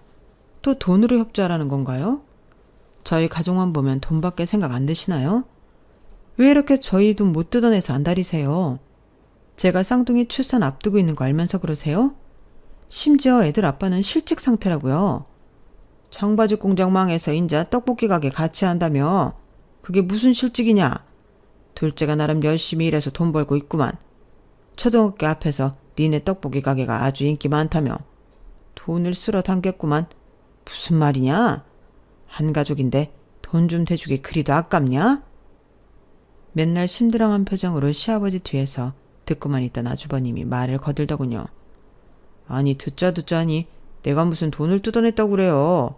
로스쿨 가서 변호사 시험 합격하면 다 갚을 테니 기쁜 마음으로 협조해 주세요. 기쁜 마음이요? 기가 차서 30이 넘도록 집에서 돈 받아서 쓰면서 창피하지도 않으세요? 알바하면서 공부하는 고시생들도 많다고요. 왜 아주버님은 없는 집 자식이면서 황제처럼 알바 한 번을 안 하시는 거예요? 야, 너 시애비 앞에서 지금 우리 귀중한 큰애기 흉을 보는 거냐? 돈 대주기 싫으면 말아라, 고의한 것들. 당장 여기서 나가라. 명절이고 뭐고 니네 면상 앞두고 재수없어서 밥도 안 넘어가겠다. 퇴! 아버님 정말 너무하시네요. 아버님 손자 손녀를 임신한 며느리한테 지금 재수없다고요? 여태껏 아버님과 아주버님한테 들어간 돈만 수천만 원이라고요. 어떻게 저희한테는 한 푼 보태주지도 않으시면서 큰아들만 예뻐하시나요? 차별이 너무 심하신 거 아니에요? 둘째 아들은 자식도 아닌가요? 큰애기는 무슨 큰애기예요. 30 넘어 큰애기라고 말하는 것 자체가 너무 징그럽네요. 저희 갈게요. 하루 종일 떡볶이 장사하느라 몸도 지쳤는데 바라던 바네요. 그 순간은 시아버지와 백수 아주버님이 진짜 도둑처럼 느껴지더라고요. 내 돈을 뺏어간 날강도 말이죠. 그때도 남편은 옆에서 눈만 껌뻑껌뻑하며 아무 말도 못하더군요. 바보 천치 등신처럼 보였어요. 명절 시댁 방문은 그렇게 안 좋게 끝났는데 며칠 후 시아버지한테서 전화가 왔어요. 시아버지 목소리는 매우 밝았죠. 며느리야, 고맙다. 쿨하게 협조할 거면서 뭘 그리 모진 소리를 하고 나갔냐? 우리 큰애기가 마음의 상처를 많이 받았다. 여튼 고맙다. 잘 쓸게. 에? 그게 무슨 말씀이세요, 아버님?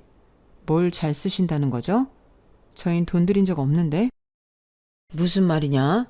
네가 줬다면서 둘째가 돈 붙여왔다. 매달은 못 주고 목돈으로 한꺼번에 주겠다며 1,800만 원이나 보내왔어. 아주 요긴하게 쓰겠구나. 우리 큰애기가 변호사 되면 이자까지 쳐서 다 갚을 테니 걱정 말아라. 1,800이요? 아버님, 지금 1,800이라고 하셨어요? 남편이 1,800 드렸다고요? 아버님, 나중에 다시 통화할게요. 끊을게요. 1,800만 원이라니. 청바지 공장이 망하면서 퇴직금을 전부 받지 못했지만 일부는 받았다더니 그 돈이었나 봅니다. 어떻게든 목돈 마련해서 3룸 아파트로 이사가고 싶었는데 그 돈을 홀랑 백수 아주버님한테 다 주다녀. 눈앞이 캄캄해졌어요. 당장 남편한테 따져 물었죠. 당신, 나 지금 열받아서 이 떡볶이 가게도 폭발시켜버리고 싶어. 다 같이 망해보자고 어디. 순애야, 아기도 가졌는데 그렇게 험한 말씀은 안 되지. 우리 쌍둥이들 다 듣겠다. 대체 왜 그래? 1,800? 180도 아니고 1,800을 들었다는 거야? 그 기생충 같은 당신 형한테? 대체 변호사는 언제 되는 건데 그 돈을 받기나 할 수 있을 것 같아? 당신 미쳐버렸냐고. 그걸 웃지 알았대? 아버지 기분 좋으시라고 당신이 쿨하게 승낙했다고 말씀드리긴 했지만 아버지가 낼름 전화하셨단 말이야? 자기야, 흥분 가라앉혀. 쓰러지겠다. 지금 나 쓰러지는 게 대수야? 당신은 형이랑 아버지가 그렇게 좋으면 그 집에 다시 기어 들어가. 이혼하고 당신 식구들이랑 잘 먹고 잘 살라고. 아니, 이혼이라니. 순애야, 우리가 어렵게 쌍둥이까지 가졌는데 아이들 무사히 출산해서 같이 잘 키워야지. 이혼이라니 무슨 소리야. 내가 천벌받을 짓을 했어. 정말 미안해. 무릎 꿇고 빌게. 결혼 승낙 받을 때도 무릎 꿇고 울고불고 난리를 치며 빌더니 또 그게 먹힐 것 같아?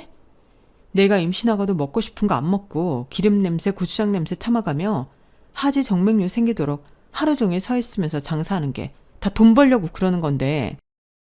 다 알지, 알아. 자기 고생하는 게 100번 1000번 알지. 미안해. 어떻게 하면 자기 기분이 풀릴까? 이혼 말은 입에도 담지 말아줘. 내 심장이 철렁한다. 자기랑 헤어지는 건 너무 무섭다고. 등치값도 못하는 이 등신아. 나랑 이혼하기 싫으면 1,800만 원 당장 가서 돌려받아. 계좌 가서 보여달라고. 내가 두 눈으로 확인해야겠어. 앞으로 통장은 싹 다 내가 관리할 거야. 알았어. 다시 가서 받아올게. 조금만 기다려줘. 기다리긴 뭘 기다려. 당장 가. 오늘 장사는 내가 다 할 테니 얼른 가서 우리 돈 가져와. 전 남편 엉덩이를 뻥 차버렸어요. 시댁 가서 돈 돌려받아 올 때까지 집에 들어올 생각일랑 말라고 했죠. 그 후 받아온 돈은 1,500만 원. 솔직히 마음으론 그 정도도 선방했다고 생각했어요. 순순히 돈 돌려줄 사람들이 아닌 걸 알았거든요.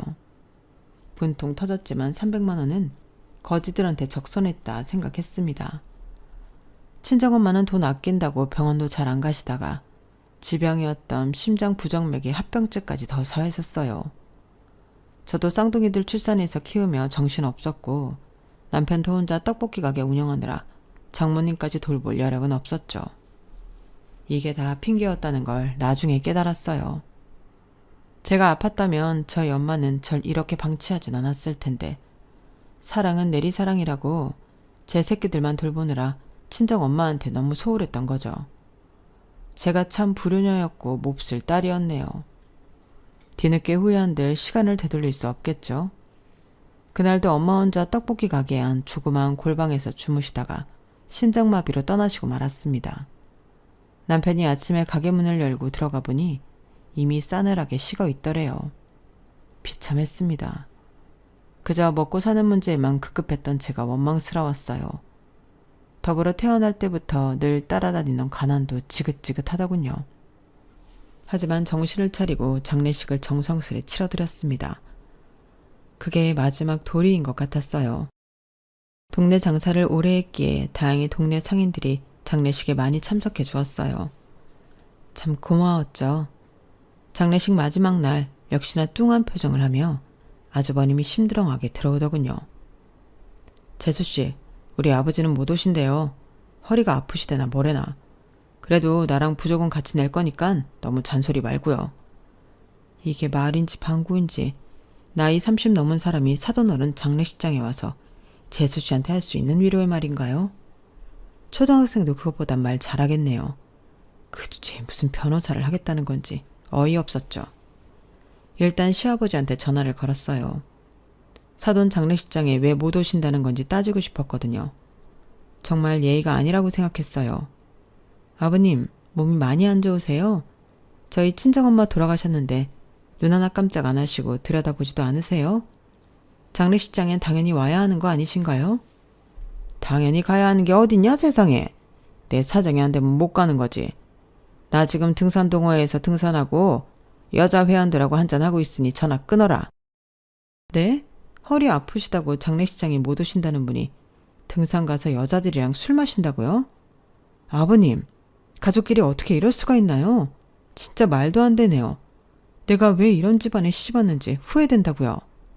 누가 시집 오랬냐? 나도 듬직한 우리 둘째 부잣집 처자한테 시집 보내고 싶었다. 돈 한 푼 없어서 콩쿠물 떨어질 것도 없는 집안 장례식에 가서 뭐하냐? 끊어라. 나 지금 여자 꼬시느라 바쁘다. 바로 전화를 끊으시더군요. 눈물이 앞을 가렸습니다. 저런 미친 집안에 시집온 내가 병신이지. 이런 제 앞으로 부조금을 받던 저희 쪽 지인이 난감한 표정으로 이런 말을 전하더군요. 저 변기준 변소춘 이름으로 부조금을 5,000원씩 내서 두 사람이 합쳐 총 10,000원 냈는데 이거 잘못 낸 거 아니야? 에? 변기준 변소춘이라면 저희 시아버지와 아주버님 이름인데 다 큰 성인들이 5,000원씩 부조금을 내는 일도 있답니까? 세상에 이런 일이 나을 법한 인물들이었죠. 당장 장례식 식당에서 밥까지 리필하며 음식을 처먹고 계시는 아주버님한테 따져 물었어요.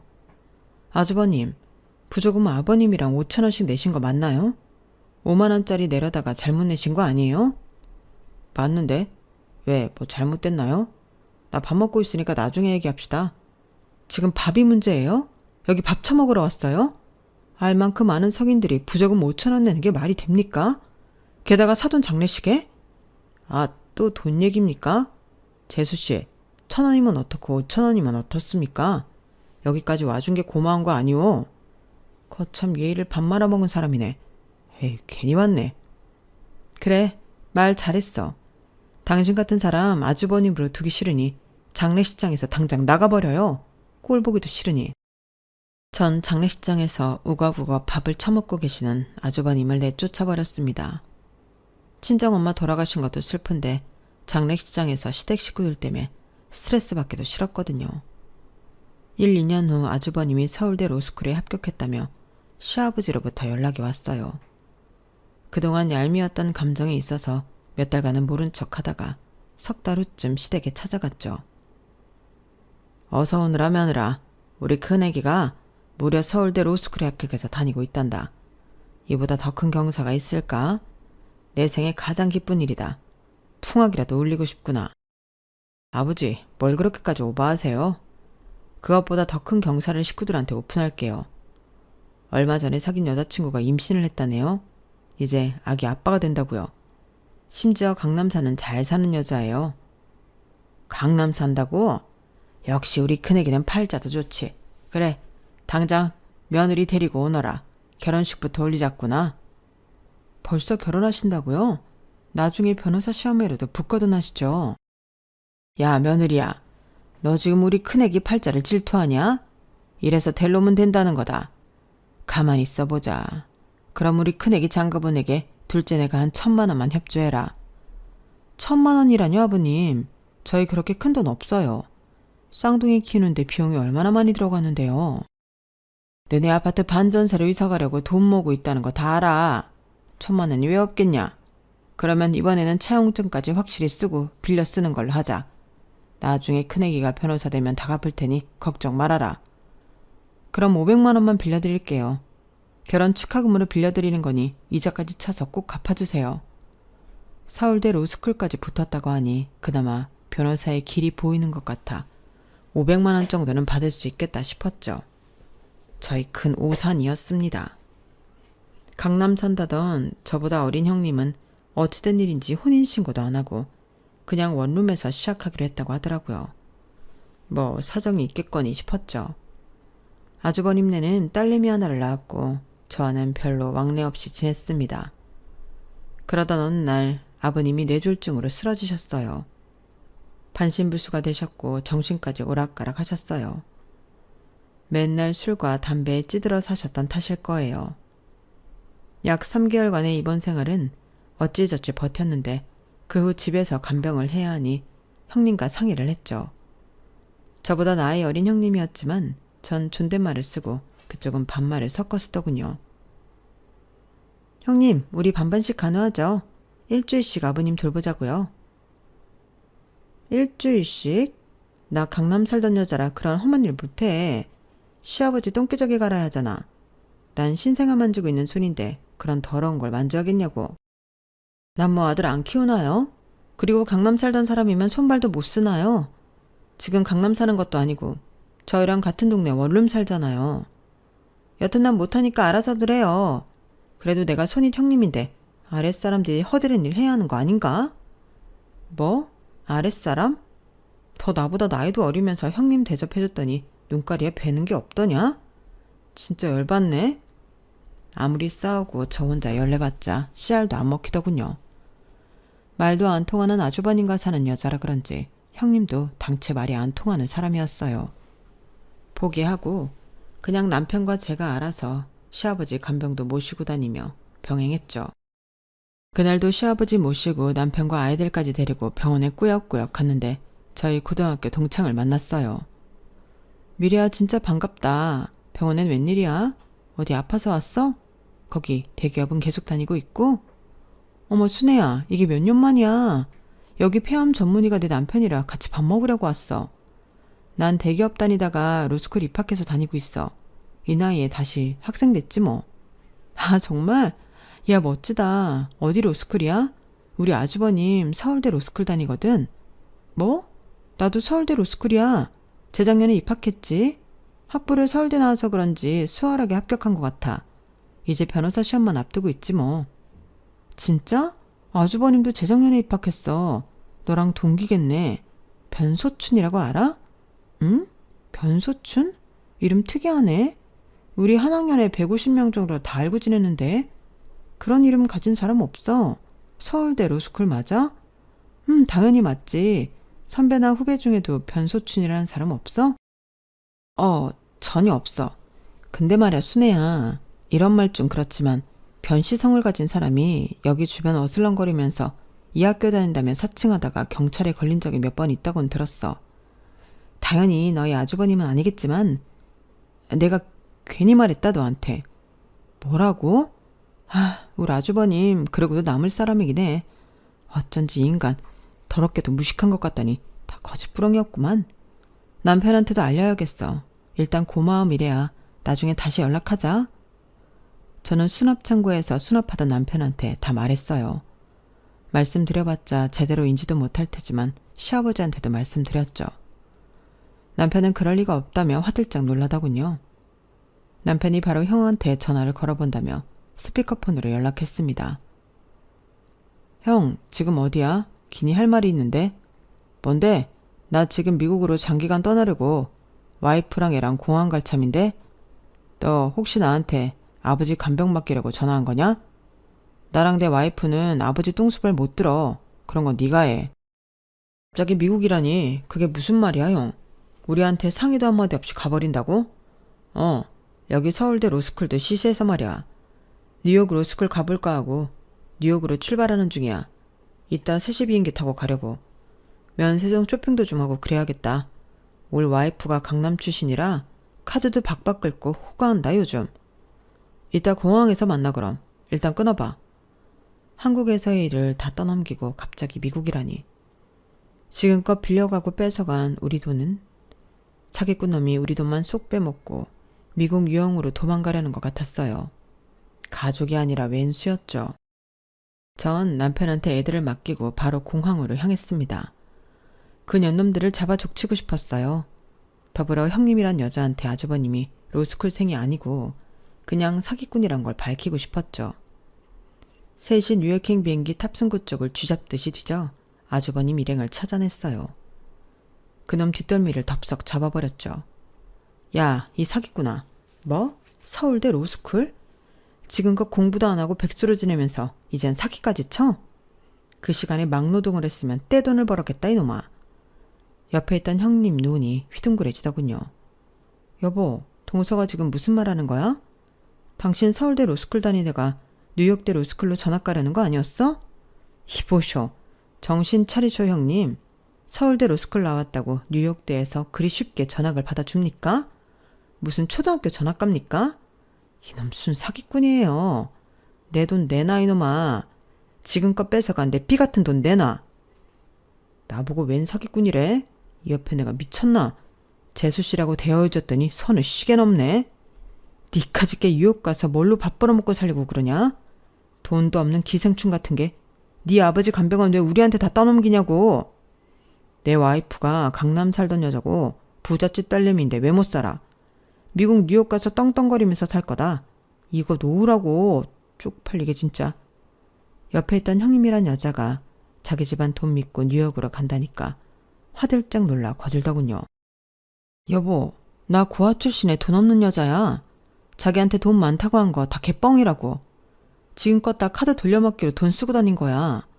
근데 자기도 서울대 로스쿨생 이런 거 다 뻥이야? 뭐? 자기 친정 강남 사는 사업가 집안이라며.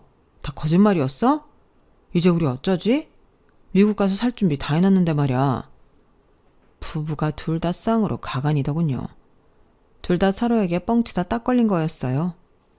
형님은 고아 출신에 빚만 엄청나게 있던 여자였고 아주버님도 사실 오락실만 열심히 드나들던 백수 아재였죠.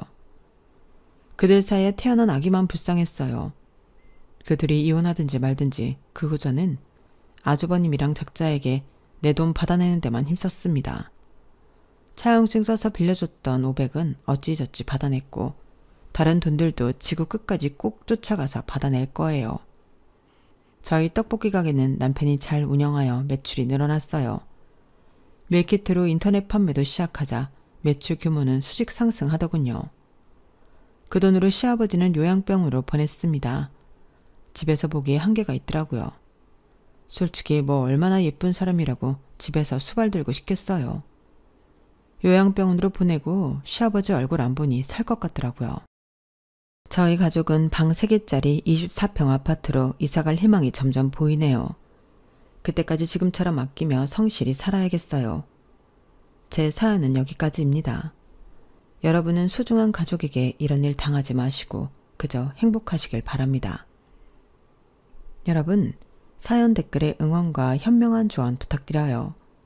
좋아요와 구독은 저에게 큰 힘이 됩니다. 오늘도 좋은 일 가득하세요.